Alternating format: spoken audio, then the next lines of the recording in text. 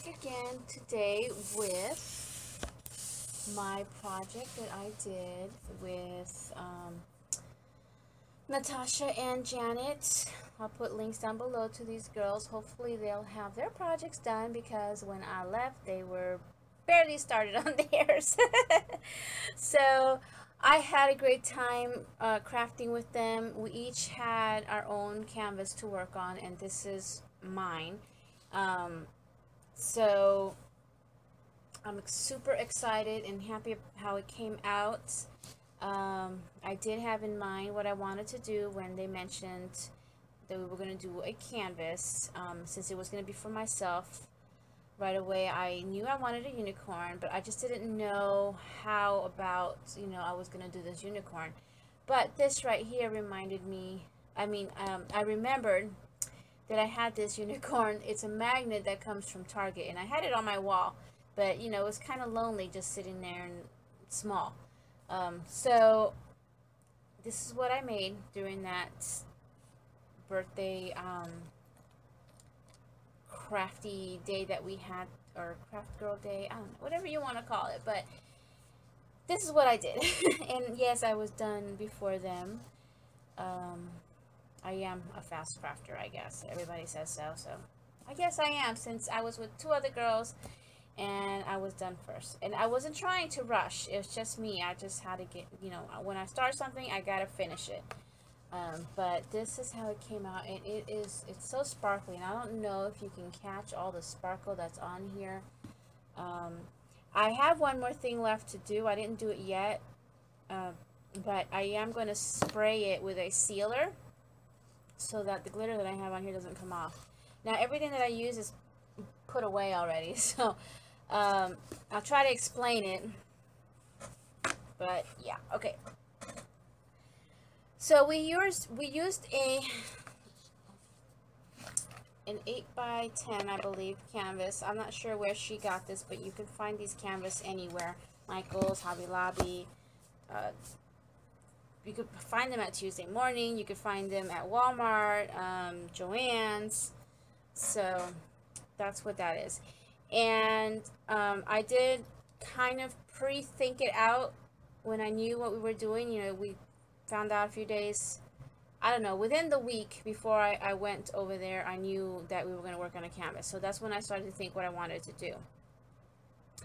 So I started to pull out my stuff. I got my unicorn head, and I knew I wanted to put a background on here, because I don't do the typical type of mixed media where, you put gesso down or some kind of matte, like matte medium or something, and then stencils and stuff like that. I like to do my backgrounds some kind of like this. This is just a wood grain, but it's actually cardstock, and it is a Prima paper, which I don't have out, and I don't know what it's called, but it's just a wood grain background, and they have these in a lot of paper stacks right now. So all I did was cut it down to the size that I needed, and I glued it down with some Mod Podge, just a really thick amount of Mod Podge, and then I just put it to the side as I worked on my gears. And I did use Tim Holtz gears. Again, I put those away too. I just cut them out with my Tim Holtz gears dies. I have two of them, and with two different kinds of gears. And I did gesso them first, just one coat of gesso, not too thick, and then I painted them. I got a white, not really white, this was actually a different color, it's called plaster, because it's the only whitish color I had as far as paint in my stash. I took my own paint because I didn't know what was there to use. Although they had everything, I could have just used their stuff, but I just pulled out what was next to me and used the plaster. It was like a chalk paint, and then I had this pinkish pearl color, and then I actually used one of Janet's paints, which was some kind of blue ocean, I don't know, some kind of nautical colored name. So I wanted 3 different colors, and then what I did was, after I painted it, I have another paint that's like a hologram paint, but it's actually it comes out white, but it, you know, goes translucent, and then you got this holographic or hologram. It's glittery. I don't know if you can even see it. It's going to be hard to show.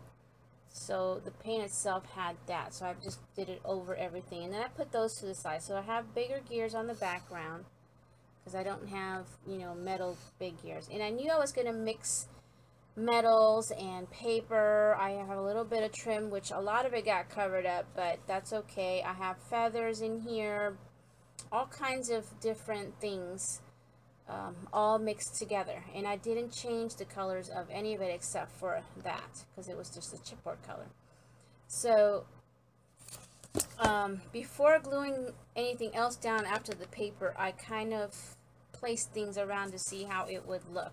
I knew that the paper was going to go down, and I only had the one. So then I wanted to use trim. I wasn't sure how, but I did have a couple pieces of trim. They were hoarded pieces, and you can barely see the one that's here, but I do have it around the edge. So these were gifted to me in swaps or as gifts. So this one is just a wide pink trim with these like dangle parts here, and you catch a little bit there. So I mean, it's almost gone. Sorry, I hit the camera. But then across here, it's this trim. I wanted to cover the side. I didn't bother painting it or anything. I just covered it with this trim right here. And so that's where I started, by putting down these trims here. I was thinking in, I don't know, the idea when I put something down is I'm going to have a line this way and then this way, and this is kind of like my middle line, and then drape something to come down like a waterfall or a river, you know. That's just my thought. And then a little bit of movement by moving, you know, pieces here, and then butterflies that, you know, act as something fluttering around. So make sure I move all around the canvas. So it's not just this one focus. You start off here, but then you want to look around, and then, you know, it gives you, makes you look at something a little longer, not just like, oh, look at the pretty unicorn, okay, let's move on to something else. It just gives you something to look at and move your eye around. That's just my method of thinking when I put something like this together, and it's been a long time since I've done something like this. So I put my trims down, then I put down my gears, and I laid them first to make sure where they're going to sit so that it would show after I had put this down. I wasn't too worried about putting gears here because I knew I was going to put my floral arrangement there. And then I did put 4 here, but one of them got lost under there. I kind of covered it up by accident. I didn't mean to. And then I knew I wanted the frame to be open, so I wanted gears to peek in the background as well. Now everything here was adhered with hot glue. I wasn't worried about things falling off because the hot glue sticks really well to paper, and everything else is hot glued to each other and the unicorn. So if it's going to come off, this whole entire thing is going to have to come off together as one big piece. But it's all glued to the paper. That's not going to come off unless I peel it off. And then this, again, it's adhered to the canvas.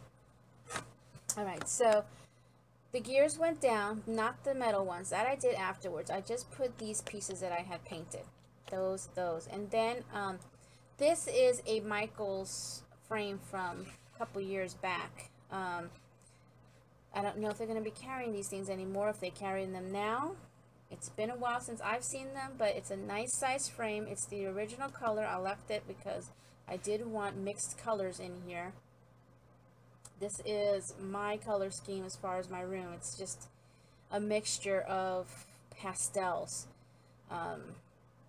Shabby chic. So this is like a shabby chic steampunk / unicorn theme. So how I put this down, because there was a bit of space between the gears and this, I took some of the extra chipboard that I had from the gears when I cut it out and just layered pieces on the bottom part of my frame and the top so that it would lay flat. So then I adhered my unicorn. I didn't do any of this gesso or any of this until at the end, just so you know. I wait. So I adhered the top here and the bottom of the unicorn's neck to this piece. So, and that's on pretty good. Underneath is where I added a few other things to just give it a little more stability and to cover a little bit of the hole that's in there. So once those things were down, then I started to add my flowers, my feathers. This is from Hobby Lobby. It's a set of 6. They already come glittered. So I just put 3 down here and 3 up there. But I actually put that a little bit after I started to layer all my flowers. Now my flowers is a mixture of packaged flowers from, the majority are from Michael's. Actually, I think they all are. I think every single one of these is Michael's. Recollections, yeah, the Recollections, and then from their dollar spots or $2 spots that they had, every single one of these is Michael's. I wanted to try to use up a lot of those packaged flowers that I have. See, this is why I want to spray, because the glitter does come out. So I put one big portion of flowers first and left a little bit so that I could add it later, before I started to add my feathers here and here. This piece here I've had for a long time, and I think it's Prima. It's on a branch and it has dangles. So there's a little bit of movement there. I didn't glue the letters. It says love. This arrow, I want to tell you, is from Hobby Lobby. It actually has a hole so you can dangle it. So I just stuck it right on top. I did put a little Metal Gear on top of that. So once I put the majority of my flowers down, that's when I broke out my Metal Gears, and when the metal came out. So I wanted to mix in the metal. So I put a few Metal Gears here. Most of these are either Tim Holtz or what was the other name? I haven't bought stuff like that in so long that I don't even remember the brands anymore. But they were already mixed up in my stash. So there's a few over here. There's a couple here. There's a couple over here. And then there's one tucked underneath the unicorn there. Alright. And I just kept it within here instead of coming out anywhere else up here. Alright, and then I added some more metal. So this piece is actually Janet's. She showed me this piece that I could use. So it's just a couple of feathers. So some more movement here to kind of go with the feathers here. I was going to put it on the, hang it on one of the ears, but then I changed my mind and I just put it there. This piece I had in my stash. Don't know where it's from, but I wanted to bring in a little more gold because I had gold here and I didn't really want to gesso up everything. I like to show all the different metals and colors and textures. And then let's see what else. So then I just started adding some more flowers here and there. And when I knew I was done with the flowers, then I came in with some pearls. Back in the day when I used to alter more stuff, I loved tucking in pearls everywhere into my projects. And then Natasha gave me a little bag and said, here, put some of these things. So she handed me these a bag of pearls and these like glass beads. Let's see, where else did I put it? I think there's one here. I just wanted that shine, that sparkle. There's one hiding back here, and I thought I had some other one. I think it's covered up. Yeah, I think it's under the bow. They only put a few. There's one there. So that was really pretty with that touch of sparkle. So then I added this piece here. Not quite sure. I think it was Prima too. It says Care. And what else did I add? I'm just kind of showing you in the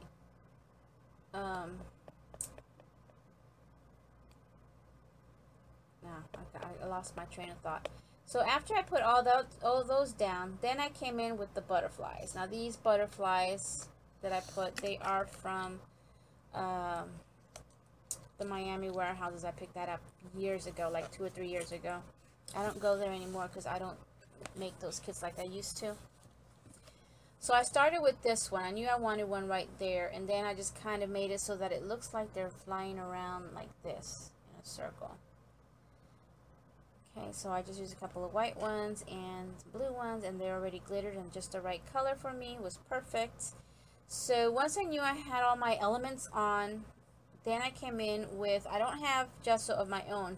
They had gesso, but I wanted something really thick. And in my stash, although they have, Janet had some other stuff too that I could have used, but it was already by my hand.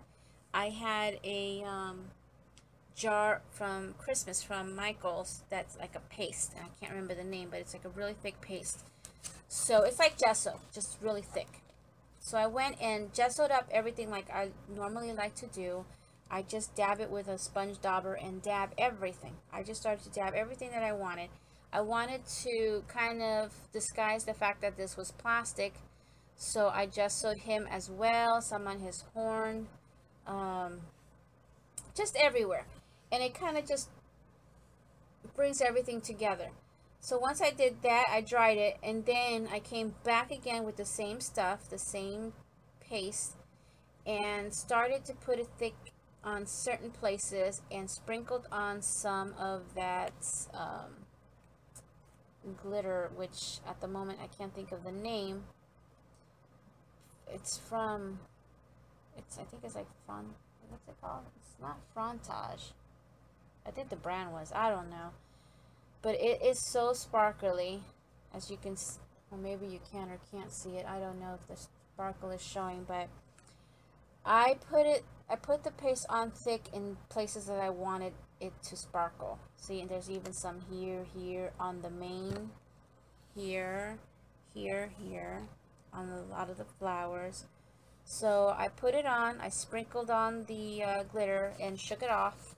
Then I kept going to different places, and then I dried it with my heat tool, and that is pretty much it. So that's why I'm doing a separate video, because I had to explain what I did. I took pictures, so I'll try to add it on here. I did a little bit of video as well, but I think I'll do that in the other one. So by the time that you see all my videos from my little crafty get together, you'll see everything that I'm talking about. So there it is. Now I'm going to hang this up somewhere in here. I'm going to have to change up things, but oh, I love how it came out, and I was so inspired by, I think, just the fact that I was with my friends there, so I just kind of kept going, and it was just a fun time. So thank you all for watching. Thank you, Janet and Natasha, for the wonderful time that we had together, and definitely we'll do this again. See you guys next time. Bye now.